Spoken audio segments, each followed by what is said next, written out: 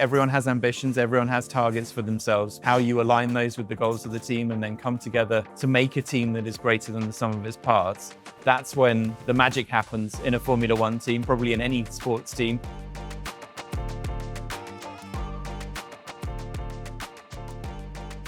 Riley, thank you so much for sitting down with me. This is the Nasdaq's winning formula, and we talk about the intersection of business and sports. Thank you very much for having me. Of course. So to begin, you're the Chief Communication Officer at Mercedes-AMG Petronas Formula One team. What does that mean exactly? What does a typical race weekend look like for you? My kids would ask you the same question, what does that mean exactly? Because they're not quite sure what it consists of either. But essentially, my role is to head up all of our communications activity across the team, whether that's working with roster of partners, whether that's internal communications back to the organizations in the UK that are the sort of heartbeat of our team, and also dealing with external communication. So whether it's going out to the media or to other stakeholders as well. And so really trying to shape the message and shape how we speak to the outside world and what we say when we're doing so. So what's kind of your day-to-day like on a race weekend like this? Yeah, day-to-day on a race weekend is a combination really of meetings, of following the engineering schedules and the sessions on track as well with Toto and with the engineering teams. So being very much in the detail of what's happening on track with the cars, touching base with the drivers, making sure everything is running smoothly for them, seeing what we need to maybe either adapt or any issues that pop up in the media that they need to handle. And then also running a team of people trackside who are telling our story to the fans across the race weekend. So content creators, social media managers who are turning the events of the weekend into a story that hopefully captivates fans around the world. So you've been with the team for over a decade now. What do you think are some of the cultural values or principles that has the team developed to really keep everyone always striving to perform their best? The team has a really strong culture and a strong sort of personality that it has had for many, many years and many decades. But it was back in 2014 that we actually sat down and tried to define and codify what are our values, what are the principles that we as a team want to operate by, and then what are the behaviors we expect from our team members as well. So really it's about identifying and then staying true to core values, and not just in the moments when you're winning, because that's when it's very easy, but actually in the more difficult moments, in defeats, when the team is up against it, that's when the values really are like the immune system of the organization. So how would you define those values today? We talk about 5 values in our team of passion, respect, innovation, determination, and excellence. In some senses, quite generic things, and you could apply them to many organizations around the world, I'm sure. But then it's really how we bring them to life as a team, how we try and work by blaming problems and not people, how we try and see it, say it, fix it when it comes to operating up hierarchies and giving every single employee a voice when it comes to finding problems, identifying them, and putting those to bed. And then leading with intent is another principle that's very, very important to our organization. So the leaders of the organization are very clear what we're trying to achieve, and we try and set that direction very clearly, but then empower the team and give many, many members of the team the opportunity to come up with the solutions and the freedom, the independence, but also the accountability to do that. So the F1 world is super intense, fast-paced, and demands a certain type of personality, I would say. What qualities do you think are essential to thrive in an environment like this? First of all, you need people who are competitive. They need a competitive mindset, because no matter whether you're working in the finance team, in the HR team, in the marketing team, or in the drawing office and the technical team, it's a competition and we're trying to win. And we need to have a mindset of beating each of our rivals every day we go to work at track and in the factory. So competitive mindset is essential. We're looking for people who are accountable, who can hold themselves accountable, who are self-critical, open-minded on how to improve, and willing to put their hands up and say, yes, I got that wrong. This is why, and this is how I'm going to make sure that doesn't happen again in the future. We're looking for people who are sort of bold and brave. You know, this is a world where innovation can make a difference. Innovation means lap time. And so we need people to be willing to take calculated risks and sort of put new ideas out there as well and bring those to the car. And then finally, you're looking for people who are going to be great teammates. So people who can put the team before themselves and have that measure of selflessness and loyalty to the organization that makes the difference between a group of individuals and a true team. I feel like those sort of qualities it's not for everyone. It's very competitive. It's constant high pressure. And I think a lot of people don't realize how demanding it is to have a job in F1 with all the constant travel. I'm sure it's very exciting, but at times it could be challenging being away from home and constantly dealing with that high pressure environment. How do you personally cope with that? No, you're absolutely right that it's a demanding world, it's a fast-paced world, and we ask a lot of our people and hope that the team gives a lot back to them as well.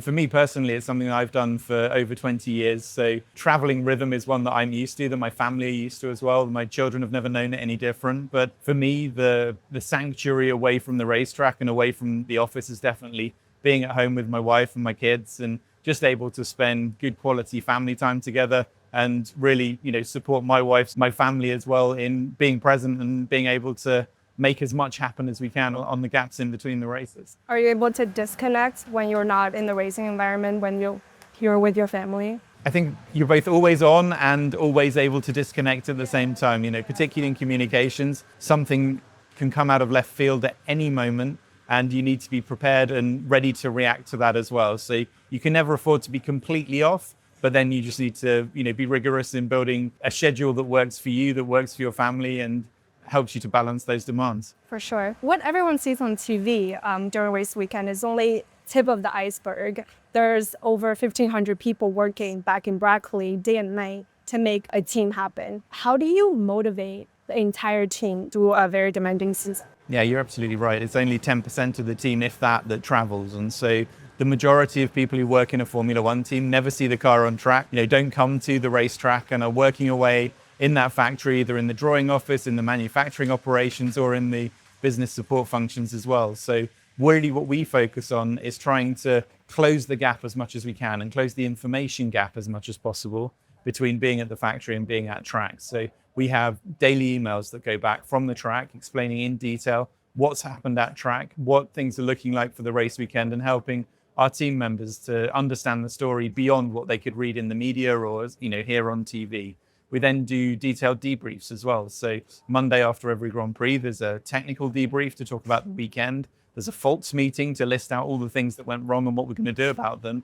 And then we gather the entire factory together at lunchtime in order to tell them the story of the race weekend, what happened and what's coming up for the next one. So it really is about trying to be as transparent as possible and as dedicated as possible in communicating to the entire team and sharing the trackside experience with everybody, because that ultimately, that sort of feeling of winning and the car crossing the line first, that's what everyone's efforts are leading towards. Can you tell me a little bit more about some of the tools or programs that the team has provided for employees to grow and advance their careers? Yeah, so we have a big emphasis on career advancement and career progression within the organization, but it's also something where we hold individuals accountable for it. So there are lots of opportunities. One program that we have internally is called Catalyst, to map out a career path. What could be your next opportunities? What areas of growth and development are you looking to seek as an individual in order to help you be more effective in your role and potentially move up to a different role or a bigger role in the organization one day? So we work very closely with a very capable HR team as well.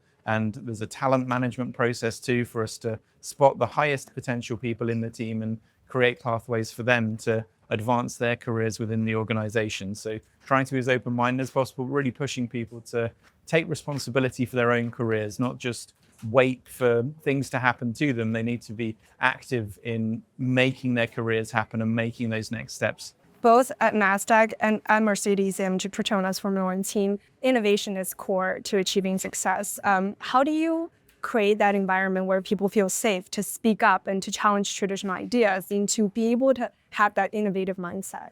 It's a really good question because it's not easy to do. It's easy to say, it's easy to put in a PowerPoint or to quote some of the phrases like see it, say it, fix it that I mentioned earlier. But actually living it in the moment when things are going wrong and when things are difficult, that's the real test of whether or not those principles hold true. And what we try and do is work in a way that depersonalizes the situation when things go wrong.